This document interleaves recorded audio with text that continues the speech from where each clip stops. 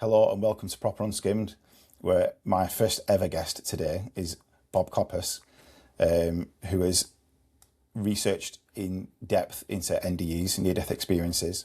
You've got a background in finance, Bob. You've got some key work, Impressions of Near-Death Experiences, which is that your latest work? Yes, it is. Brilliant. Yes. And I'd love to hear your background. So you started in finance. What drew you away from finance into researching into NDEs? Well, I started studying economics because I loved economics. I loved Yeah. everything that had to do with money. So, but at the same time, I was also spiritually oriented. Hmm. And that drew me to reading books. And the first book that well, not the first book, but one of the books that really struck me was the book written by the guy who coined the term near-death experiences, and that was Raymond Moody. And in the book, there is a story he tells about a woman who had a life review. And in her life review, she notices that there is no punishment. Now, you have to know that I was raised Roman Catholic with hell and purgatory. So there is Yeah. punishment in Catholicism. Hmm. And I never liked that story because the reason being that if people are born in an disadvantageous situation with no money, with no good role models, with perhaps illnesses, also illnesses in the head that because of that they do horrible things, then they would be sent to hell. And Yeah. I thought, why? Because it's only your surroundings or your genes that bring that about. And so I didn't like that. And when I read this book and that story, I thought that figures. There is Yeah. Yeah. no judgment. There is no punishment. It fits together well, doesn't it? And you describe something I've struggled with sort of mainstream religions and this kind of one-dimensional punishment of heaven or hell. I know that you've got purgatory as an interesting Yes. mid kind of area, but it's difficult to imagine a good person leading a good life and not going to a building once a week and doing certain things and saying certain things and having to go to hell.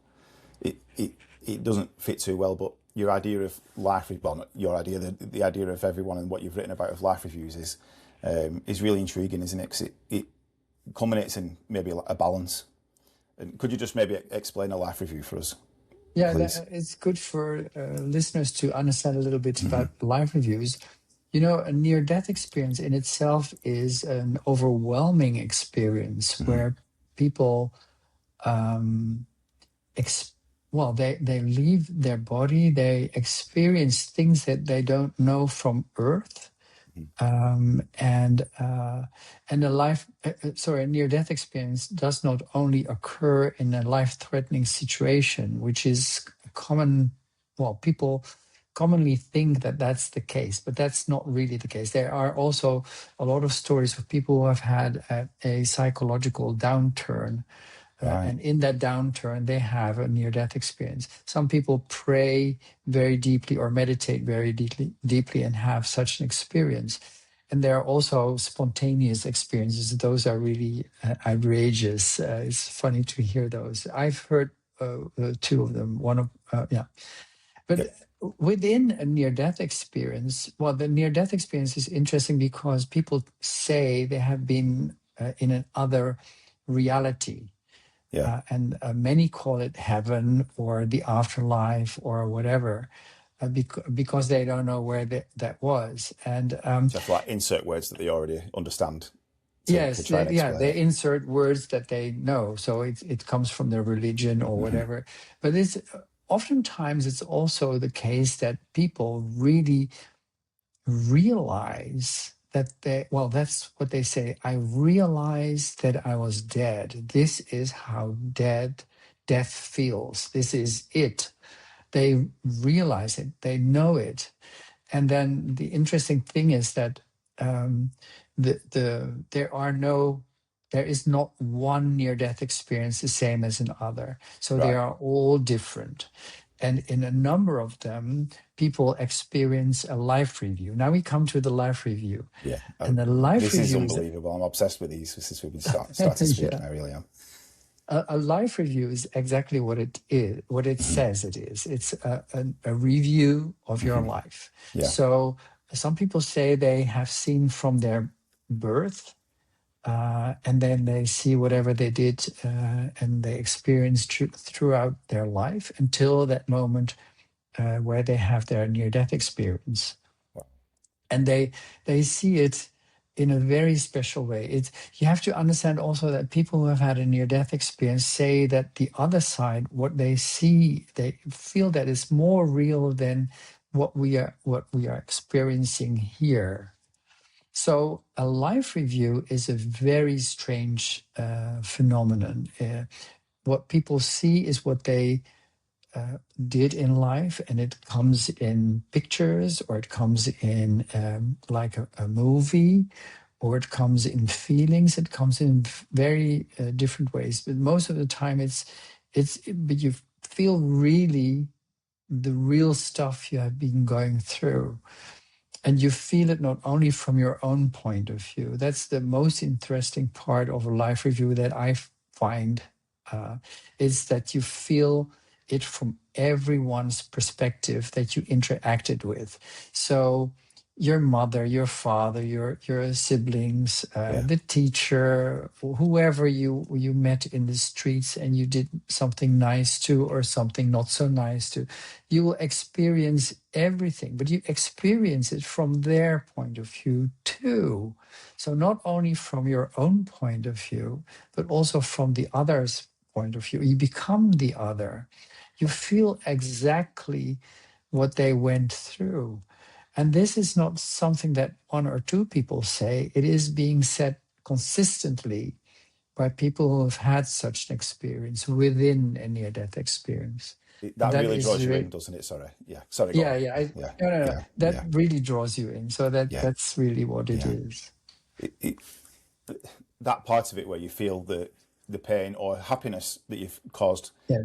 to another person, you feeling that in that life review is just the most important part of it, isn't it? Because it gives you understanding of your actions and Yeah. implications, and something that I don't know what your response is to this, but I thought when listening to you speak on other areas and reading about you with the life reviews, it's almost as if when people come back to life after a near death experience, it's almost like they've playing a computer game and they've got a cheat code. They've managed to input some sort of cheat, and now they know the formula. And I guess we should know the formula anyway, but they really see that actually, if I carry on being a bad person, then I'm causing damage to people. And in the end, my experiences will be worse than where they were previously. Or on the other side, I've been doing this quite well, and I've made most people feel good, and I know that I've made some mistakes, and it's almost like they can find a better way to roll forwards. What are your thoughts on that? Well, what I noticed is that near-death experiencers have had a very interesting experience in which they sometimes have a life review, but they don't turn into saints. They have Ah, they remain human beings. mm-hmm. So maybe they understand that they have to try to be nicer to others Yeah, because that's what you will see in your life review, yeah, but they still remain human beings. I know some NDEers who have done things that I think, well, that's not so very nice that you did there. But let me tell you a story about please. one of the NDEers. It's Daniel Brinkley. He is a guy in the United States. He wrote a book about this. So what I'm telling you is from the book, Yeah, and that's what I had in my book. I have a lot of quotes from people that people can go back to the original where they have it, like yeah, books or videotapes. And this guy had um, a an accident because he was on a landline telephone and there was a storm outside. There was a lightning strike and it went through the telephone line and he was just blown out of his body. that's how, that's how he ouch. said it. Yeah.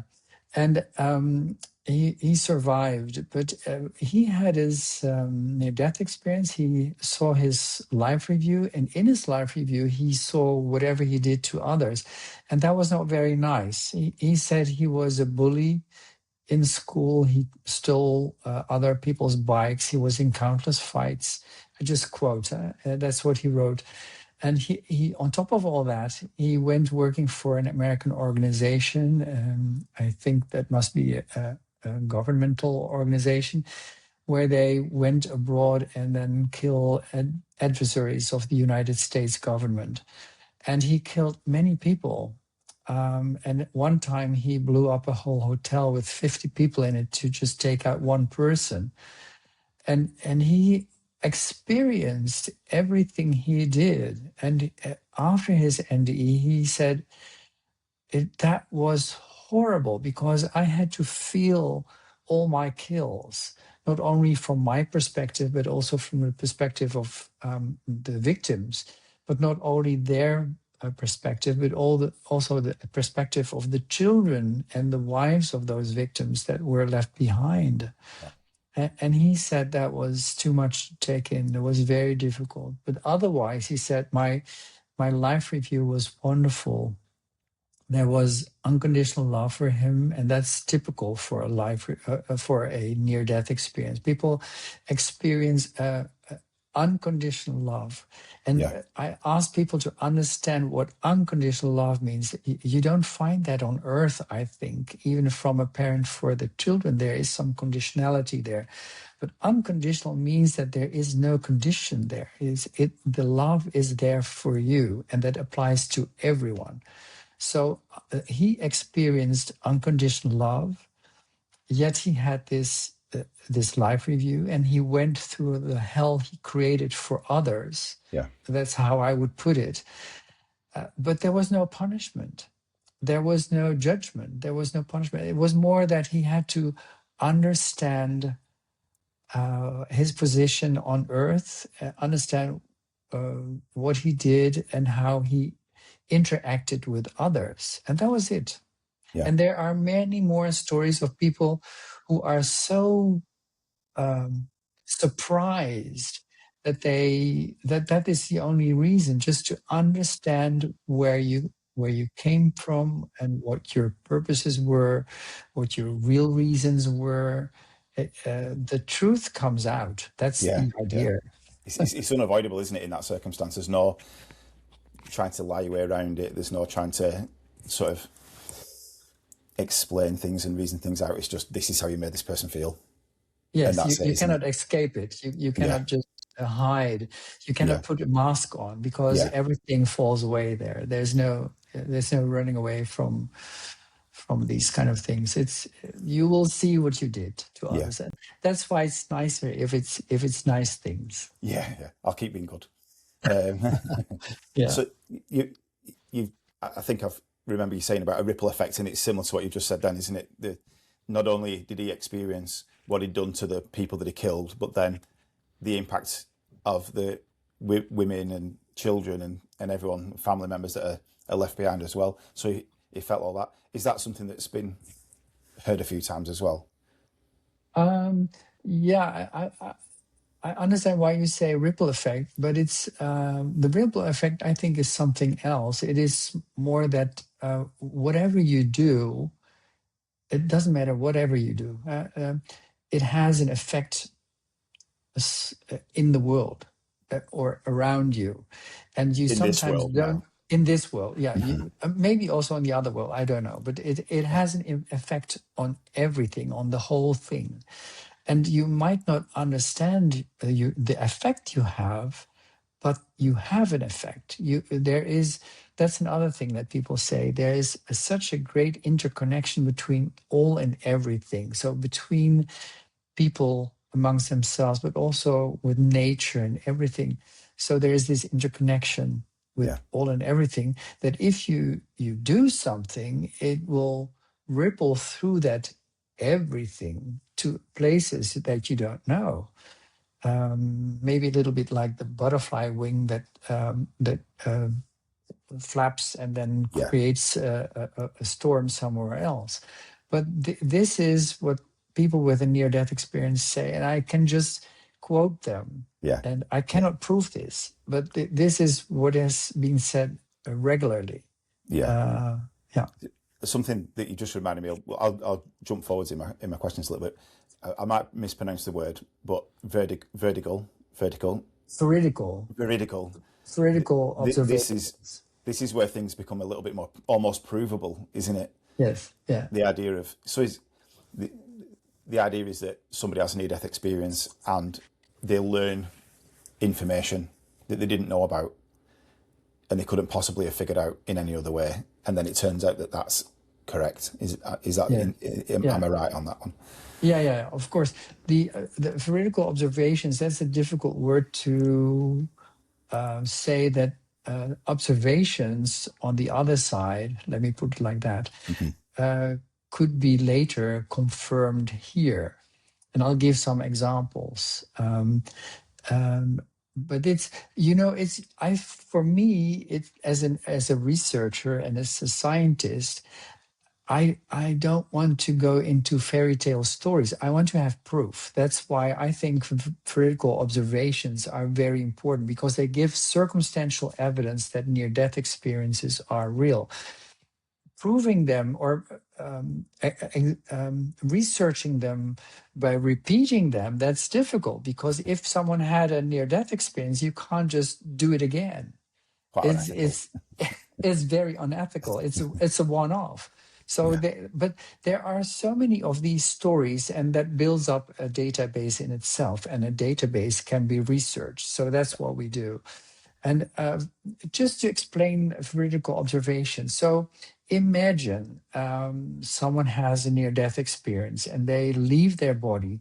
So and sometimes people can just roam around their body and see what is happening before they are being pulled away from that scene to this otherworldly Yeah. environment.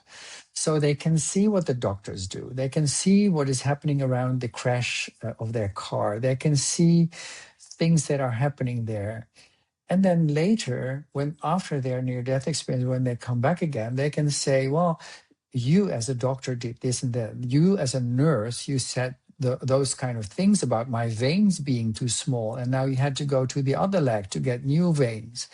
And seeing the doctor flapping his arms because the doctor doesn't want to contaminate his hands. That's why he Yeah. uses his elbows to point at the instruments that he wants Wow. to have. And other things like how the doctor was dressed under his garments, like having boots and so. And the way the car was wrapped around the tree, and all these kind of things can later be checked Yeah. with Yeah. the doctor, with the nurse, with the people that scraped the car from the tree and such things. And then if it's confirmed independently by someone, then that's an important thing, because then apparently it shows you that you can be outside your body. Yeah. At least your consciousness can be outside your body. The idea that consciousness is a product of your body apparently is not good. Your consciousness can live on without your body. That's Yeah. the idea that this Yeah. gives. It still does not prove that the near-death experiences are real. That's why I introduced in my Dutch book, which will hopefully be translated again in English. And Yeah.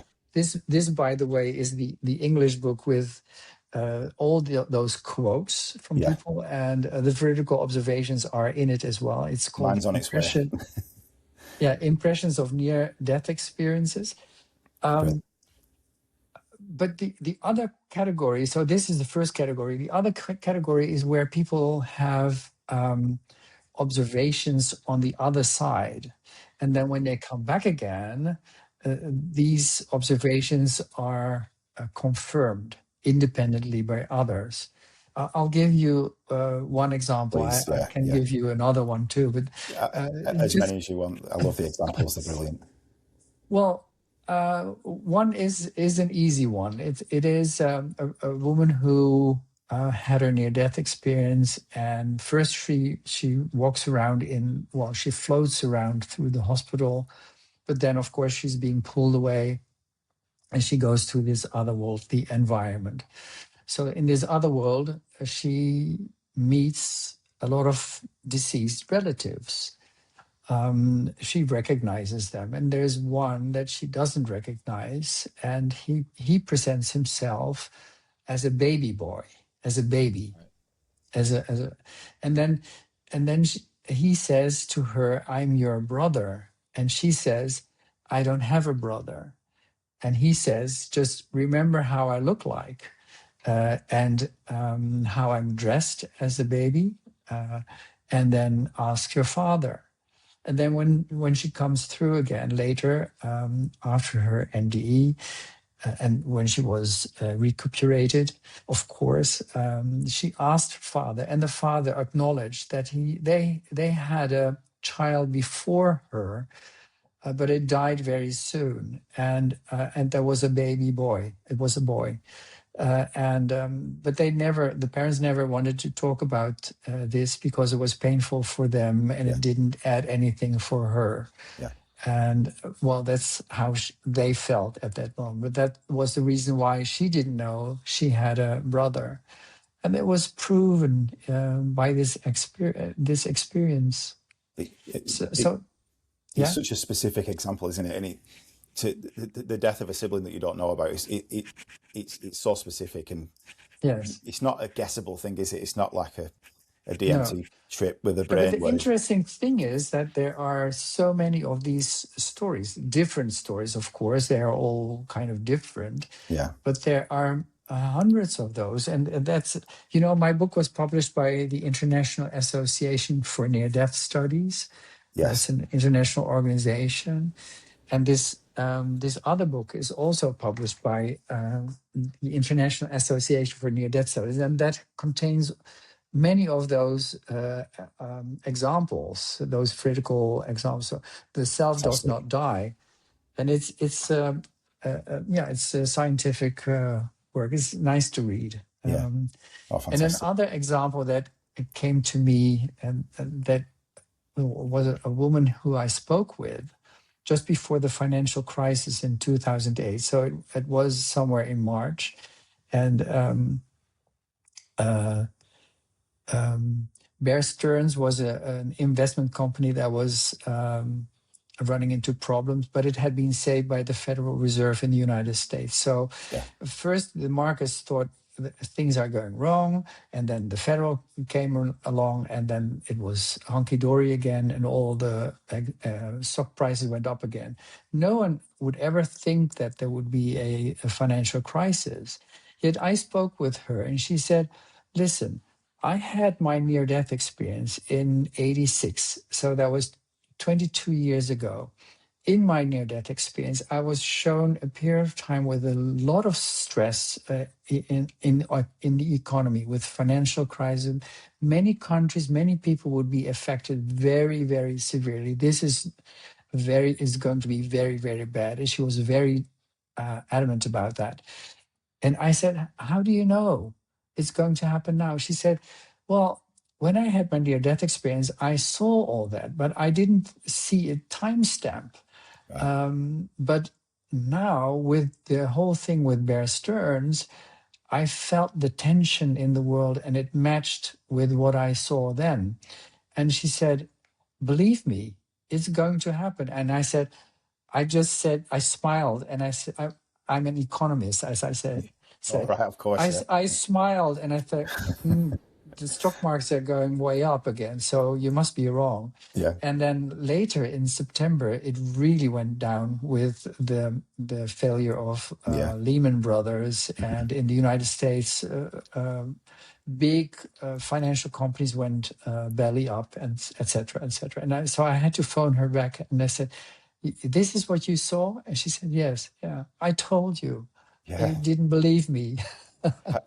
When it all started to crash and go downhill, how long did it take you to think, hang on a minute, I've heard this one before? Did you think about it pretty quickly? about her. Well, Yeah, yeah, when about what she'd I said. was on vacation in Yeah, Italy somewhere, yeah, and that was I think in September, and I saw the news lines because I was working for the Dutch central bank. I had first sort of news. I was first in line to get news, and I yeah. thought this is not good. This is No, really not good, and that it proved to be right. yeah, So, and the thing was that she had that in '86, and it all the information that you get over there is not in words. It's telepathic, or it is a more complete communication. That's what people say. The communication on the other side is so complete. It now here with words they can get in the way yeah, with what you want to say. There is that's not an issue. yeah, The ideas you can convey directly, or because everything seems to be connected so much. yeah. So she saw the whole thing. She saw the tension. She felt it, and then when the real tension started, she said, now this is the moment. Now I know it's going to happen. I And wonder she if was that's like a, so sure about that. yeah. Sorry. No, I wonder if that's like a suggestion of the future, or is it that everything happens all at once and we manage to download little parts of it along the way? It's intriguing, isn't it? You're touching upon a very interesting point. For me, it's strange that in '86 she would have known already that this is going to happen. So that begs the question: do we have free will? Yeah, But that is something that we supposedly have, because as many NDErs say we have free will. Then I ask, why is it that some things uh, people can see in advance? Because near-death experiences sometimes also become very mediumistic or psychic, and they can look through time. And you must know that another thing of the otherworldly environment, as near-death experiences explain, is that there is no time on the other side. Time seems to fall away. It's that dimension is not there, yeah, or it is what one person said. That's a wonderful quote. She said, "All time is there at the same time. All time is there at the same time." So that means that if you are on the other side, you can look through time. You can see what you do. To give you an example here, um, suppose you are struggling with a question: shall I go left tomorrow, or shall I go right tomorrow, or shall I do it yes, or shall I do it no? yeah, You're struggling today. yeah, On the other side, they can just look through time. They can see what the result is of your struggle. They can see that you then decided to take a left turn yeah, or a right turn, whatever. They see what you're going to decide. But now you're still struggling. Because you can take a different position. And one of the NDErs that I spoke with, a woman from Amsterdam, she really put it in a very nice way. She said, if you walk in Amsterdam, you cannot see Haarlem. And Haarlem is a city like 15 kilometers away from Amsterdam. right, And if you walk in Haarlem, you cannot see Amsterdam. But suppose you take a different point of view. You're in an airplane. You can look at both cities at the same time. That's also what is happening on that side. If you can take a different point of view, apparently you are in a sort of an airplane where you can have an overview of all the time there is. it's as if But we're you're still, micro and that's macro, isn't it? yes, yeah. Yeah, And you're still struggling today about this question, well, shall I go right or left tomorrow? yeah, yeah. Something you've touched upon is the interconnectedness of everything, and this idea of the source. Am I right in thinking that everything is based around the source and everything comes from the source, the unconditional love and our experiences? Am I going in the right direction with that? Uh, well, that is something that is I have my ideas about that, Hmm. and it's based on all the people that I spoke with or that I read their stories from. there's many people that say that we are part of one big whole. So Yeah. we are at least very much interconnected with each other and with nature. Nature is very important too, but we are also interconnected with the furthest stars there are. Yeah. So that gives you the impression already that we are part of this whole. And I don't know how to picture that or how I should imagine that, but that is how it you can look at it. And if you take into consideration again the life reviews, where you can access apparently the feelings of someone else as if you are that someone else. So there apparently is no boundary between you and me, or us and all your Yeah. listeners. That gives you also the impression that we are all in it together. Yeah. And there are more pointers in that direction. Yeah. People say we are part of this, or I should say, NDEers say we are part of this one big energy that we are part of. Right. And also communication, it is so efficient, so complete. It's as if you are telepathic. Some people say they spoke with people or they communicated with people on the other side, but they hear that voice within themselves. Those Yeah. are just quotes. People find it difficult to explain what they experience there because we don't have words and concepts enough in our language to cover what is on the other side. Yeah. So it's interesting, isn't it? Because I'm Nick and you're Bob, and we're different people. Yes. If I kick you, I'm hurting you, but ultimately, I'm also kicking myself. Yes, you will feel it. I will feel it in the long run. Yeah. Yeah. And that's something that people really think about. And, that's what I hope for the world. I really hope that many people would understand that near-death experiences are real because of all the veridical observations there are that are really circumstantial evidence that they are real. Yeah. That they would really appreciate that we are all part of this one whole. So if I do something to someone or to you, I cannot just think that I can walk away with it and feel nothing. I will feel it. Yeah. So better do nice things to others and work together. I mean, if you look you just have to look up your newspaper and see the strife and the things that are going on in the several wars there are in Israel and Gaza and the West Bank and Ukraine and Russia and you name it, Sudan. And people don't understand when they shoot someone else, they will feel the consequences themselves. Not now, but then. There's certainly a lot of pain that's going to be revisited in the future, isn't there? And that's what I say. If you can create a heaven for others and you will experience that heaven, you will go through the heaven you create for others, but you will also go through the hell that you create for others. Yeah. You'll come out of it, because that's another thing. I don't believe there is a hell. That's something wrong in our Christian and other societies. But you will come out of it. But yeah, you'll have to go through it first. Yeah, that's something I was going to ask you about. The main thing, just for now, is what with how you see the world now. You said that you were brought up Catholic, and I meant to touch on that previously. We'll come back to it now. But you said you were brought up Catholic, and I feel that you said that you've moved away from that in some ways. What similarities do you still see with mainstream religion, and what are the main differences that you struggle with now or see? Well, I also studied 5 mainstream religions and then compared them to near-death experiences, and that was really interesting to do because there are a lot of parallels between each and every of those religions and the near-death experiences, but there are also differences. Yeah.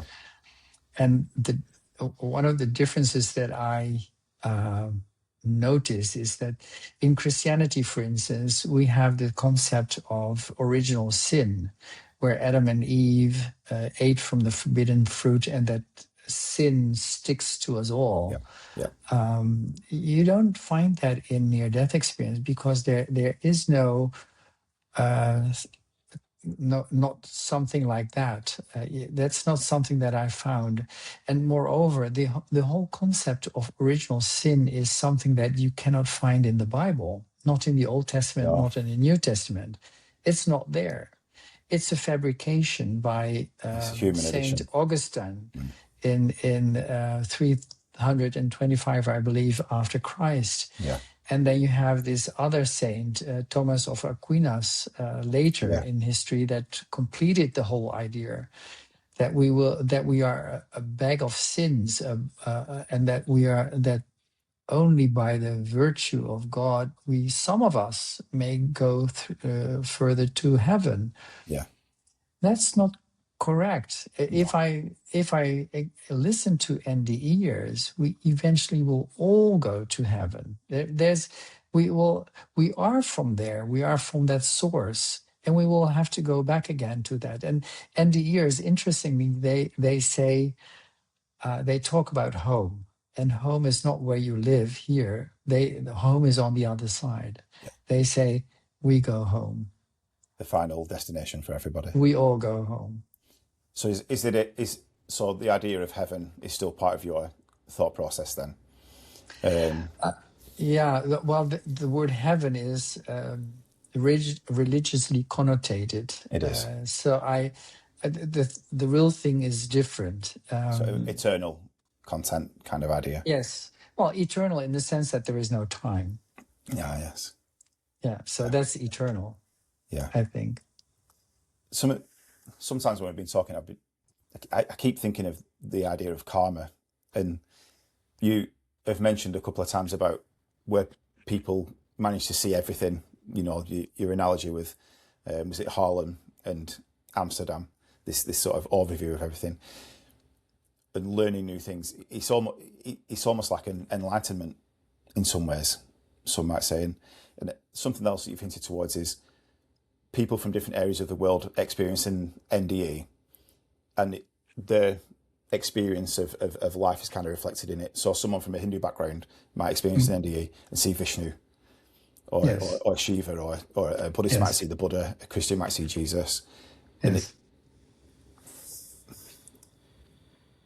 Some people might criticize the whole thing by that, but at the same time, it might make it more real, because people are seeing and experiencing what they expect to see, but it has to make sense to them as well, doesn't it? So if there is some sort of cosmic idea of people being able to see the experiences and everything like that, and be maybe, or at least be comforted and guided by a voice that they recognize, it makes sense for it to be a voice that they maybe expect to see or hear, doesn't it? Yeah, you mentioned a voice that they recognize. You mean in the NDE, during the NDE or so? Yeah. So maybe you said somebody had heard the voice of a relative, or perhaps somebody hears, or maybe not voice that they recognise, but they might sense the idea of Jesus, for example. Yeah. And interesting. People seem to experience like an encompassing of love, Yes. and then attach Jesus' name to that experience. Could be. I don't know if that happens, but what we see is that people who have had a Christian background, typically, if they see a deity or whatever, it won't be Muhammad or Krishna. It will be Christ. Yeah. And Christ in many NDEs is being seen. But we also know stories of people in other cultures where they see deities of their own culture. Yeah. And it's, I don't know, maybe Jesus really lives, and I think the person has been on earth, and Muhammad, we know, lived. Yeah. I don't know about Krishna, but anyway, they do have wonderful things to say. Yeah. I mean, if you listen to Jesus in the New Testament, there's only 2 times that he is a little bit angry. So one time when he flogs out the money traders from the temple, and the other time when he cursed a prune tree. Poor prune tree. Yeah, otherwise everything what he says is wonderful. And I actually like best one of the things that he said. He was asked by the Pharisees, "What is the most important law?" And then he answers. He says, "Love God with all your heart, all your mind." And the second one, equal to it. So he equates it. Yeah. Second one, equal to it, is love your neighbors like you love yourself. So he equates actually God, Jesus, and your neighbors. God, your neighbors, and yourself. Yeah. Those three, yourself, neighbors, and God, are sort of the same. And that is also what you hear some or many NDErs say. They say, we are all one. I am part of God. God is in me. We are all part of God. Actually, that's one of the interesting things in comparing religions with NDEs. The only religion that says that God is within us and within everything, that's Hinduism. Yeah. Yeah. We all have Atman within us, and Yeah. Atman is a god. But if you add all the gods together, you get the Brahman Yeah. again, and that's the whole everything. Yeah. And you won't find that in Christianity, in Islam, in Judaism. Buddhism doesn't have. It has several states in which you can reincarnate. Yeah. And gods is one of them. You can become animal, you become devil. Yeah. So It becomes quite mind bending when you try to get your head around the different levels yeah, in Buddhism, doesn't it? Yeah. One thing that interests me, and I mentioned this to you previously before we started recording, is always any example of an NDE is interesting. Like I said, maybe someone who's Christian experiences Jesus or something along those lines, and that makes sense, and that's interesting to hear. Sometimes you have people that are atheists and they experience a near-death experience.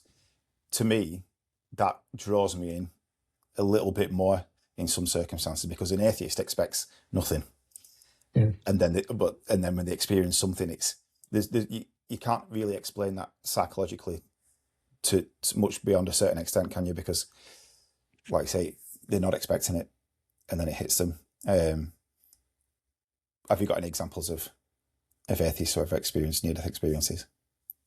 Well, I know a few, and they are really surprised that there is something, and that there is something that is loving and wonderful, and that life continues. The whole idea of life continuing is surprising to them.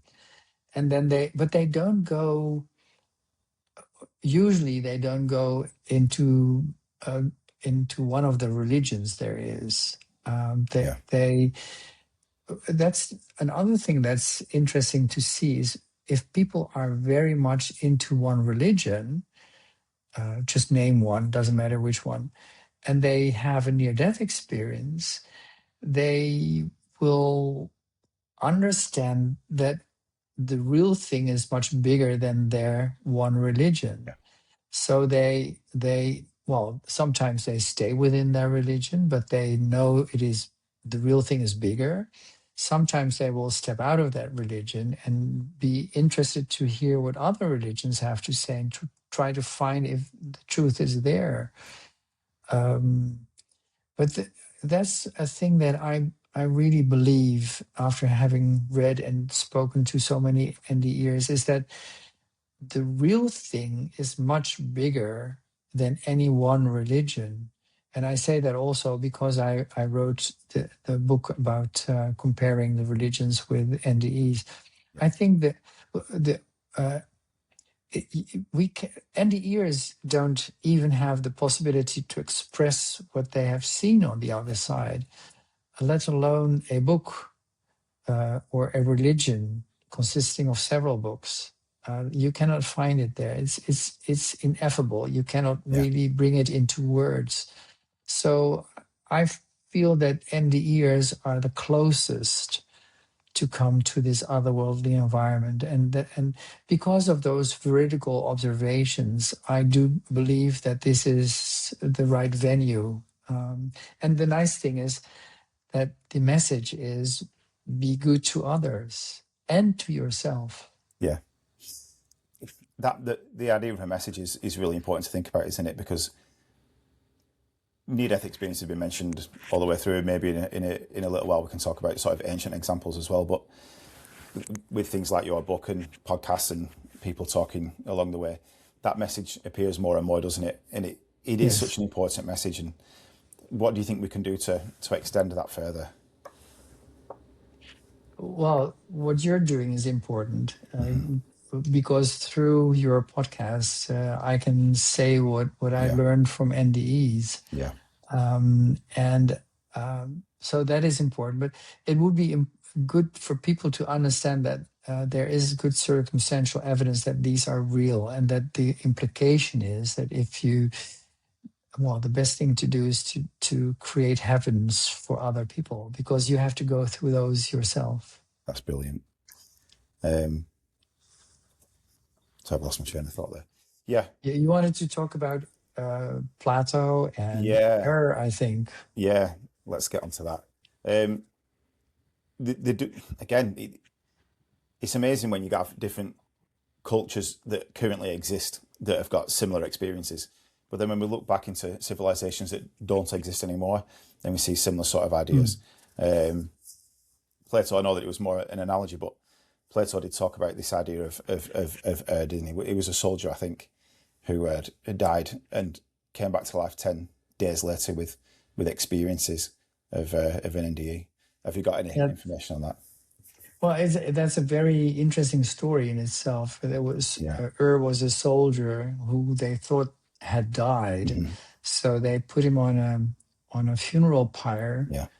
and wanted to, well, to set it alight, to put the fire in it.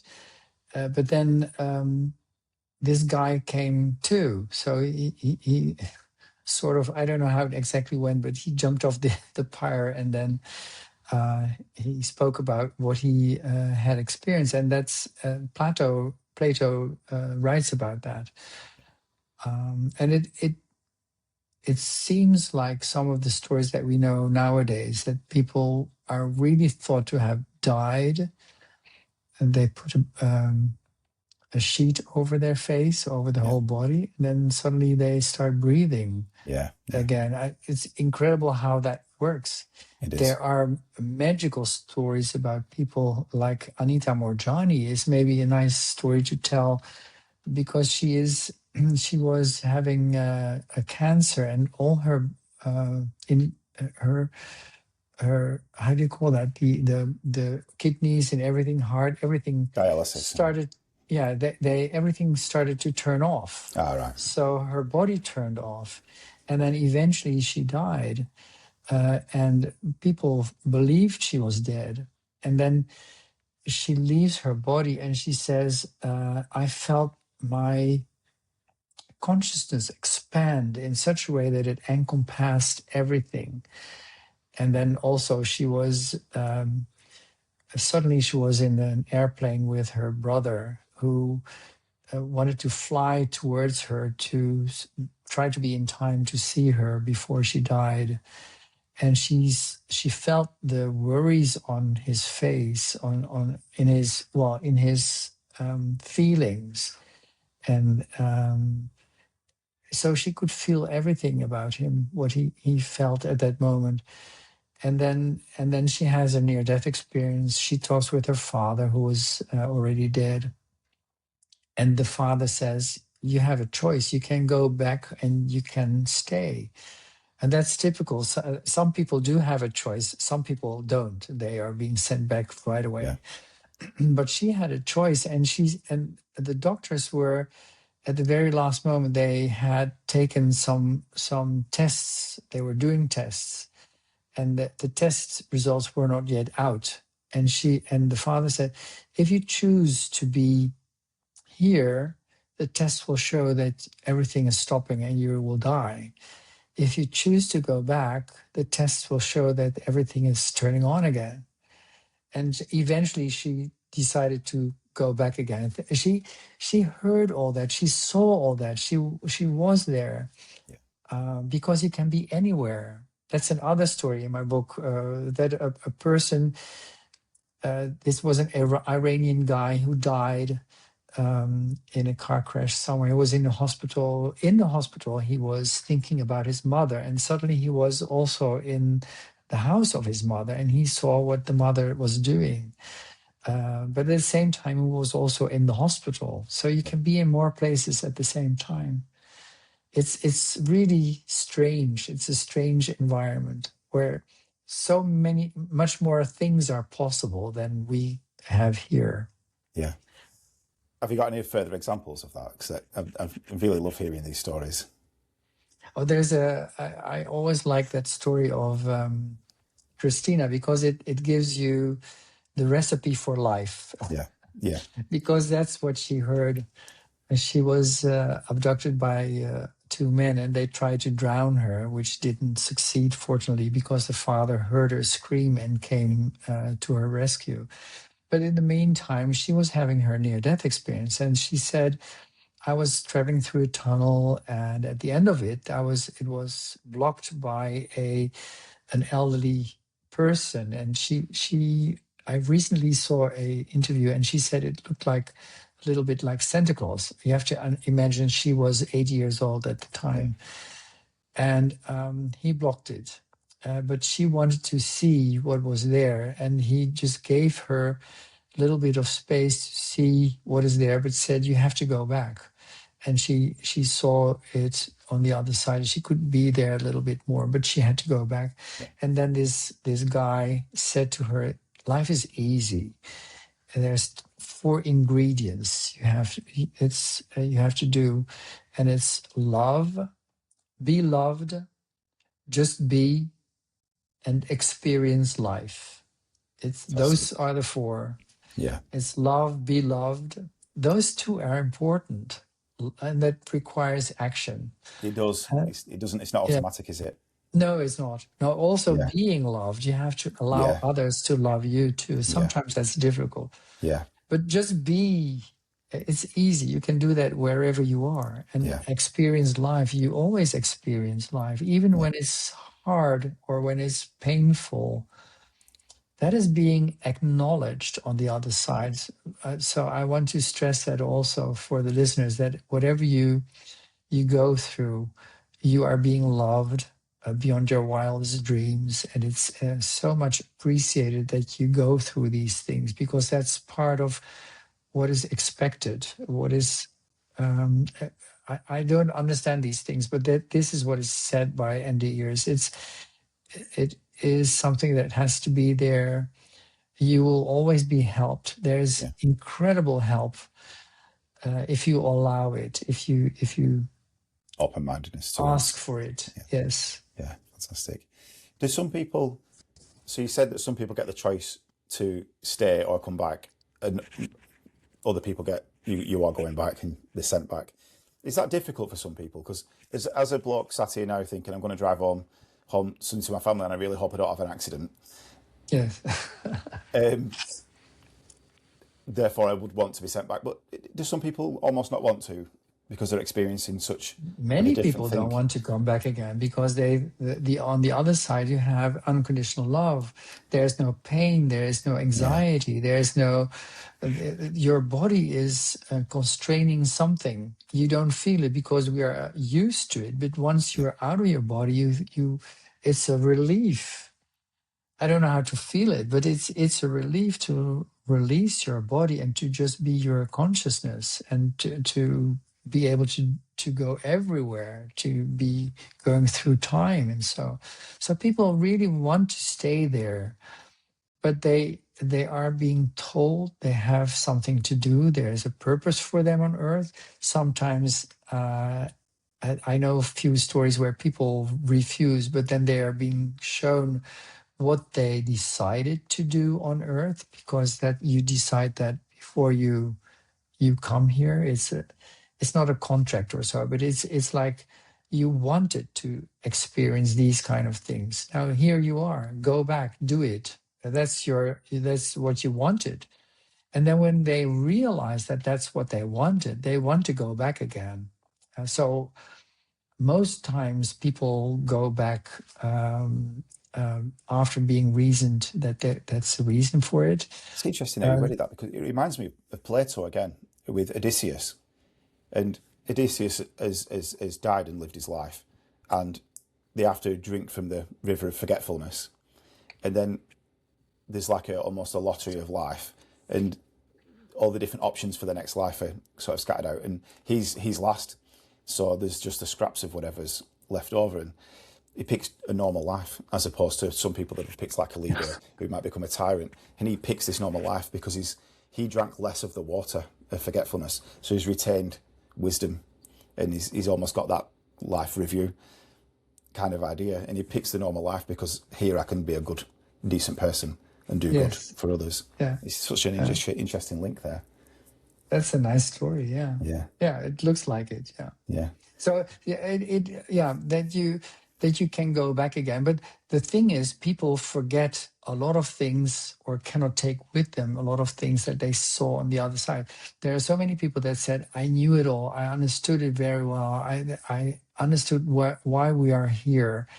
And then they say, "Well, I had to leave it behind because it doesn't fit in my body. It doesn't fit in my brain. I can't. It's too big yeah, to realize it or to remember it." yeah.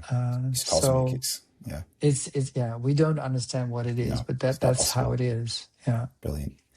And some people are being well told to go back. So Yeah, it's we don't know why that is. maybe one day we'll find out, I imagine. Yeah, I'm sure. As we start to wind down here, just creeping on an hour, one question that I'd like to ask all my guests as we go on, and you're my honorary first one. If you could speak one sentence that the entire world would hear, what would that sentence be? You said you were going to ask that of me, and I Yeah, thought the idea is that you have an influence on your surroundings and on the world. And since that is the case, since we all have that influence on the world, on our surroundings, and that is bigger than you think, we all have more influence on everything than we think. We think we are small, but we have a big influence. And then I would say, smile or say something nice to people you don't know 3 times a day. It sounds like a prescription for taking pills, but it's a prescription to do something for others. Smile or say something nice to people you don't know. And I say that because maybe I can tell that story. There is a woman who had a near-death experience, and in her near-death experience, she sees her life review. Then they show her life review a second time because the first time was like, oh, it seems okay. I didn't do anything bad. And the second time they showed it, they showed the small and insignificant moments in her life, the seemingly insignificant moments in life, where she could have smiled at someone at the cashier or said something nice to someone in a line somewhere or at a fair or so.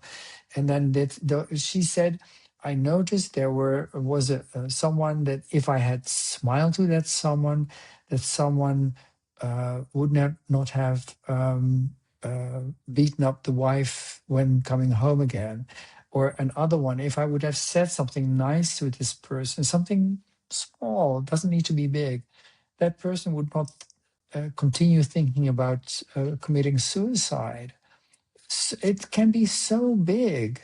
yeah, So that's why I say that's smile brilliant. or say something nice to someone you don't know, because it's easy to do that to people you love, but do it to someone you really don't know. And that's something that everyone can do. It's perfectly Yeah, accessible to everyone. You don't yeah. need a cosmic And death I try to experience. do that too, and it gives wonderful Yeah, experiences. yeah, it does. You can see it on somebody's face sometimes, can't you? When you Yes, just have that absolutely. pleasant moment, and they go, "Oh, yeah, Yeah, yeah." yeah. It's really nice there. Yeah, brilliant.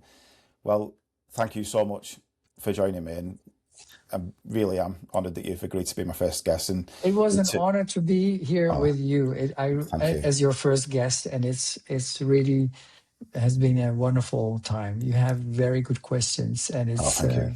it's wonderful to be with you. Thank you so much. I really appreciate your insights. Is there anything, can you just mention your book again for everybody? Oh yeah, Impressions of Near-Death Experiences. I don't know where it is. It escaped. There we go. It's and it contains many quotes. I don't say so much. It's more the quotes of people, and then ordered in 12 chapters, and each chapter has its own subject, and it gives a good overview of what a near-death experience is. Also, the veridical observations, which I find very important, but also that we are all one, and that we are all loved beyond our wildest dreams. Fantastic. Thank you very much. I hope to have you on again in the future, and I will link your book and website and everything like that in the bio beneath. Okay. Thank you very much. See you later, Bob. Thank you.